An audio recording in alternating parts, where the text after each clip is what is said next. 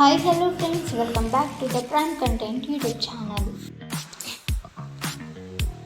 బంగాళాఖాతంలో మరోసారి అల్పపీడనం ఏర్పడటానికి అనుకూల పరిస్థితులు నెలకొన్నాయని భారత వాతావరణ శాఖ హెచ్చరించింది.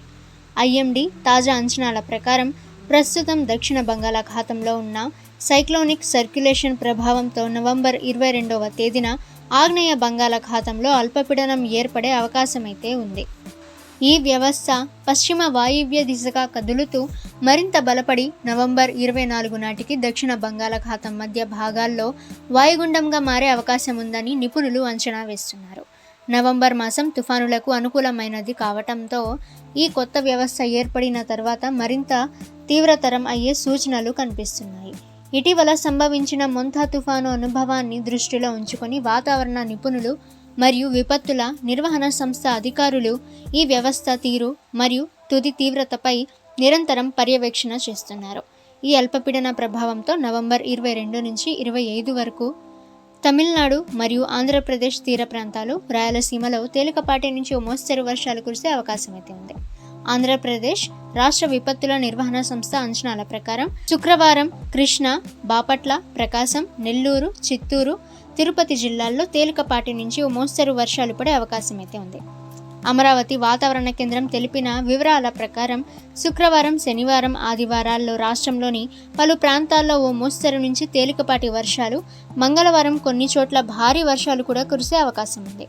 ముఖ్యంగా కోస్తా జిల్లాల్లో ఈదురుగాలులు, పిడుగులతో కూడిన వర్షాలు పడవచ్చని ఐఎండీ అయితే ఈ వ్యవస్థ ప్రభావం తెలంగాణ రాష్ట్రంపై పెద్దగా ఉండకపోవచ్చని, అక్కడ పొడి వాతావరణం కొనసాగి రాత్రిపూట చలి తీవ్రత పెరిగే అవకాశం ఉందని అధికారులు సూచించారు.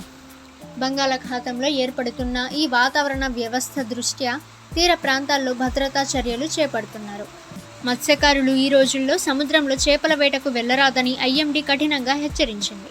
ఈ వ్యవస్థ ట్రాక్, తీవ్రతపై మరింత స్పష్టత వచ్చే అవకాశం ఉన్నందున అధికారులు నిరంతరం అధికారిక బులెటిన్లను విడుదల చేస్తారు. తీర ప్రాంత ప్రజలు మరియు మత్స్యకారులు ఈ అధికారిక హెచ్చరికలను తప్పక అనుసరించాలని విపత్తుల నిర్వహణ సంస్థ సూచించింది. ఒడిశా, పశ్చిమ బెంగాల్ తీరాలపైన స్వల్ప ప్రభావం పడే అవకాశాలు ఉన్నందున ఆయా రాష్ట్రాల అధికారులు కూడా అప్రమత్తంగా ఉండాలని కేంద్రం సూచనలు చేసింది. తుఫానుగా మారే అవకాశం ఉన్న ఈ వ్యవస్థపై మరింత సమాచారం కోసం అధికారులు వేచి చూస్తున్నారు. ఓకే ఫ్రెండ్స్, 2 తెలుగు రాష్ట్రాలకి సంబంధించిన లేటెస్ట్ వెదర్ రిపోర్ట్ అయితే ఇది. ఇక ప్రతిరోజు మీరు లేటెస్ట్ వెదర్ రిపోర్ట్ తెలుసుకోవాలి అనుకుంటే ద ప్రైమ్ కంటెంట్ యూట్యూబ్ ఛానల్ని సబ్స్క్రైబ్ చేసుకోండి. వీడియో నచ్చితే వీడియోని లైక్ చేయండి. ఈ సమాచారాన్ని మీ ఫ్రెండ్స్ అండ్ ఫ్యామిలీ అందరికీ కూడా షేర్ చేయండి. ఇక నెక్స్ట్ వీడియోలో కలుసుకుందాము.